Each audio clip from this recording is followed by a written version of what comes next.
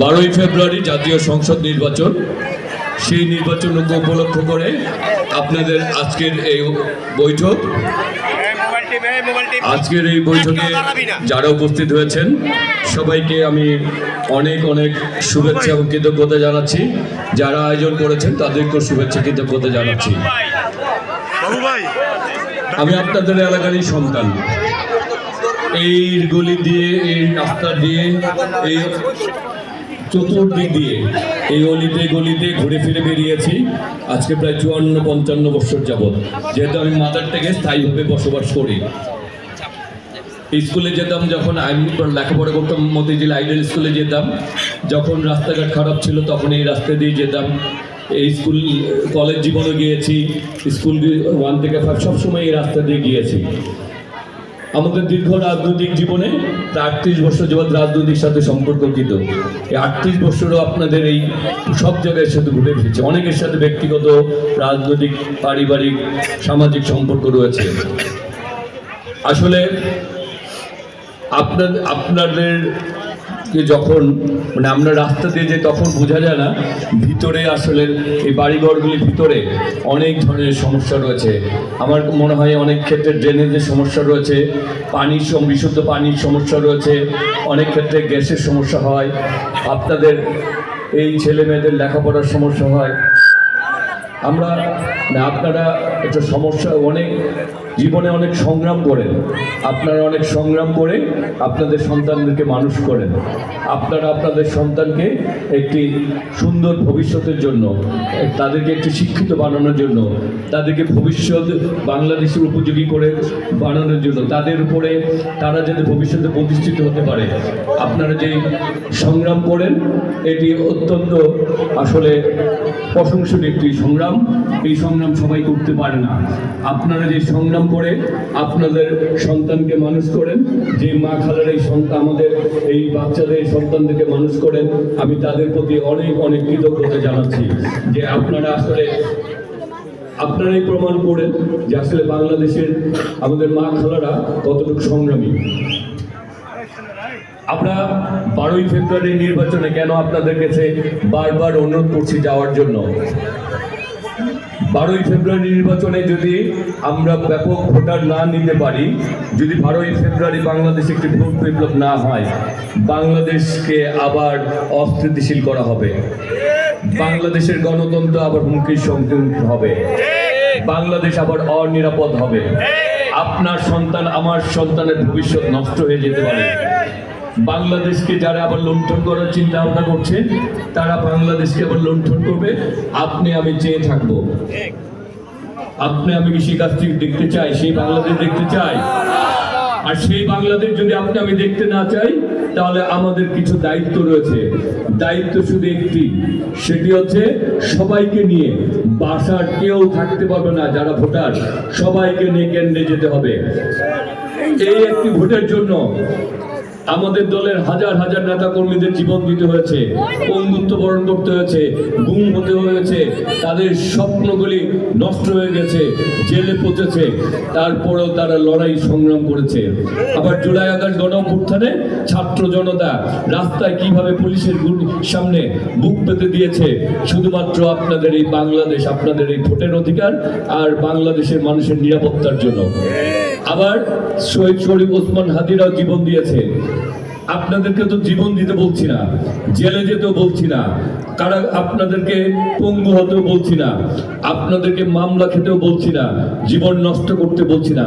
আপনারাই তো বলেন এই দেশ আমার, আমরা বলি এই দেশ আমার, এই পতাকা আমার, এই মানচিত্র আমার। এত বড় বলে যে আমরা বলি এই দেশ আমার, তাহলে এই দেশের প্রতি আমার দায়িত্ব নাই? আমার আপনার সন্তানের প্রতি যে দায়িত্ব আপনার রয়েছে, সেই একই দায়িত্ব এই দেশের প্রতি আপনার আমার রয়েছে। আপনার আমার সন্তানরা যদি বুকের পুলিশের সামনে, বুলেটের সামনে বুক পেতে দিয়ে বলতে পারে এই দেশকে রক্ষা করার জন্য, এই দেশের মানুষকে রক্ষা করার জন্য, এই দেশের পতাকার জন্য আমি আমার জীবন দিতে কুণ্ঠাবোধ করি না, তাহলে আপনি আমি কেন 12 তারিখে কেন্দ্রে যাব না বলেন? আপনি আমি যদি 12 তারিখে কেন্দ্রে না যাই, তাহলে এই ছেলেগুলি যারা অকাতরে জীবন বিসর্জন দিল, সেই ছেলেগুলি রক্তের সাথে বেইমানি করা হবে। তাদের রক্তের সাথে বেইমানি করে আমরা কোন বাংলাদেশ পাবো? আমরা পাবো একটা পরাধীন বাংলাদেশ। আমরা আবার বাংলাদেশে আমাদের ভোটকে কেড়ে নেওয়া হবে। আবার আমরা আমাদের সন্তানদেরকে অনিরাপদ করব। আমাদের ব্যবসা বাণিজ্য বন্ধ হয়ে যাবে, আমাদের অর্থনীতি আবার অচল হয়ে যাবে। আমরা একটা অনিশ্চিত বাংলাদেশের দিকে আমরা রওনা করব। আপনারা কি সেটা চান? আপনাকে নিরাপদ থাকতে চান? আপনারা কি একটি নিরাপদ বাংলাদেশ চান? আপনারা কি রাষ্ট্রের মালিকানা চান? যে বাংলাদেশের জন্য আমার নেতা শহীদ রাষ্ট্রপতি জিয়াউর রহমান যুদ্ধ করেছেন, স্বাধীনতার ঘোষণা দিয়েছেন, দাবিদার মুক্ত একটি বাংলাদেশ গড়ার জন্য তিনি নিজেকে শহীদ করেছেন, নিজের জীবন উৎসর্গ করেছেন। যেই বাংলাদেশের জন্য আমার নেত্রী দেশ নেত্রী বেগম খালেদা জিয়া, আপুসীর নেত্রী দেশ নেত্রী বেগম খালেদা জিয়া সন্তান হারিয়েছেন, গৃহ হারিয়েছেন, মিথ্যা মামলা জর্জরিত কারাগারে গিয়েছেন, তারপরে বিনা চিকিৎসায় মৃত্যুবরণ করেছেন, তারপরে দেশের মানুষের স্বার্থে, দেশের স্বার্থে আপোষ করেনি সেই আমার নেত্রী দেশ নেত্রী আপুসীর নেত্রী বেগম খালেদা জিয়া। আজকে তাদের সন্তান জনাব তারেক রহমান 17 বছর নির্বাসন পর বাংলাদেশে এসেছে, বলেছেন আমি আগামীর বাংলাদেশকে গড়তে চাই। স্বপ্ন না, স্বপ্ন বাস্তবায়ন করার জন্য পরিকল্পনা নিয়ে এসেছি। সেই পরিকল্পনাতে তিনি বলেছেন আমি ছাত্র, শ্রমিক, জনতা, কৃষক, গৃহিণী কাউকে বাদ দেন নাই। আমাদের সন্তান কিভাবে আগামী দিনে কি শিক্ষা গ্রহণ করলে, সে কারিগরি উৎপাদন কি শিক্ষা গ্রহণ করলে শুধু সার্টিফিকেট না, সে একটা কাজ পাবে, সে একটা ব্যবসায়ী হতে পারবে, সে বিদেশি যে চাকরি পাবে, সেই শিক্ষা তিনি দিতে চান। তিনি চান আপনার আমার সন্তানের নিরাপত্তা দিতে। তিনি চান আপনি যে আজকে আমার ভাইরা বলে আমি আমার সন্তানকে মানুষ করি, চাকরি করি, ব্যবসা করি, তিনি চান তার মাও যাতে এই দাবিটা করতে পারে। সেই জন্য বলেছেন একটা কার্ড দিবেন, কার্ডের নাম হচ্ছে ফ্যামিলি কার্ড।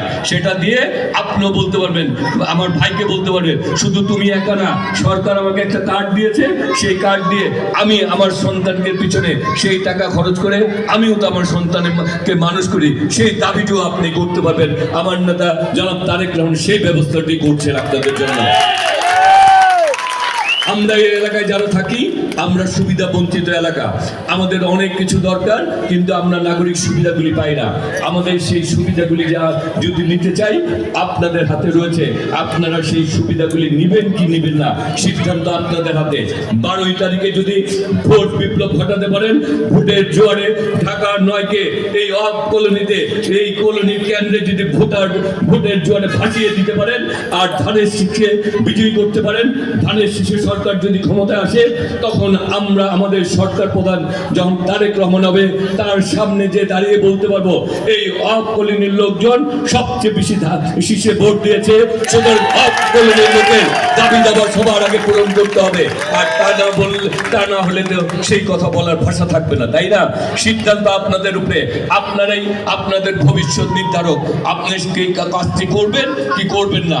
আপনারা যদি সেই কাজটি করেন, আমাদের শক্তি, মানসিক মনোবল অনেক গুণ বেড়ে যাবে। সুতরাং আপনাদের হাতে রয়েছে, আপনার হাতে অনেকগুলি সিদ্ধান্ত।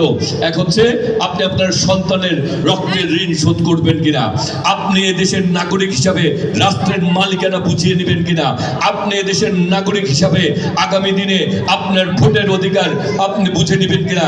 ভোট দেওয়ার পর যে জনপ্রতিনিধি হবে, তার সামনে বুক ফুলিয়ে বলতে পারবেন আমার ভোটে আপনি নির্বাচিত হয়েছেন, এই কথাটি বলার সুযোগ আপনারা নিবেন কিনা, সবকিছু নির্ভর করছে 12ই ফেব্রুয়ারিতে আপনাদের সিদ্ধান্তের উপর।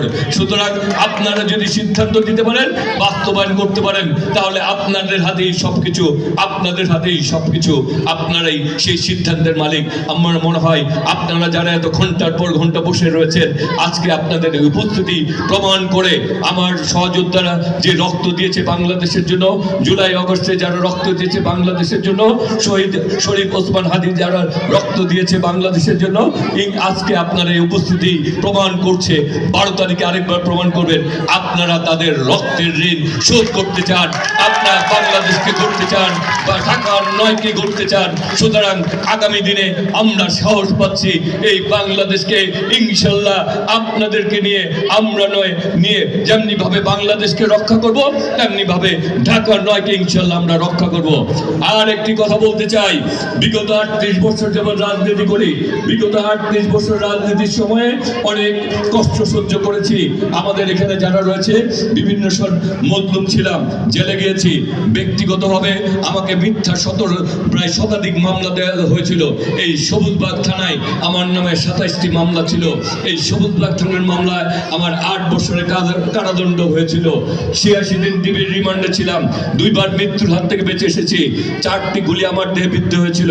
তারপরে বলতে চাই, আগামী দিনে আমরা ঢাকার নয় কোনো প্রতিহিংসার রাজনীতি করব না।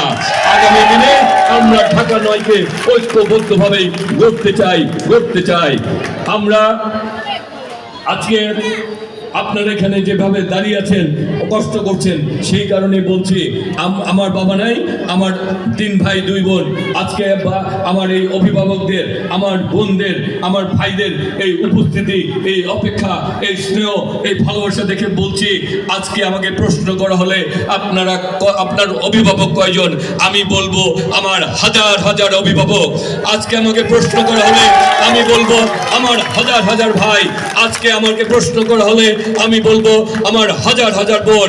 আর যার হাজার হাজার ভাই থাকে, হাজার হাজার বোন থাকে, হাজার হাজার অভিভাবক থাকে, সেই হাবিবুর রশিদ হাবিব ধানের শীষ কোনোদিন পরাজিত হতে পারে না ইনশাআল্লাহ। সুতরাং বলছি, মনোবল ইমানি মনোবল নিয়ে বলছি, ইনশাআল্লাহ 12 তারিখে আপনারা ভোট বিপ্লবের মাধ্যমেই আপনারা প্রমাণ করবেন আমি আপনাদের ভাই, আর আপনারাই আমার ভাই, বোন এবং অভিভাবক। সেটি 12 তারিখে ইনশাআল্লাহ প্রমাণ হবে, আরেকবার প্রমাণ হবে ইনশাআল্লাহ। তাই আর বক্তব্য বাড়াবো না, শেষে শুধু বলতে চাই, এই দেশ আমার, পতাকা আমার, মানচিত্র আমাদের।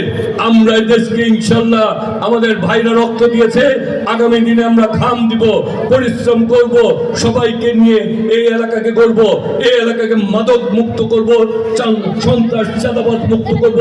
যারা সন্ত্রাস চাঁদাবাদ মুক্ত করবে তারা এই দেশের লোক না, তারা এই দেশের ভালো চায় না, ঢাকা নয়ের ভালো চায় না।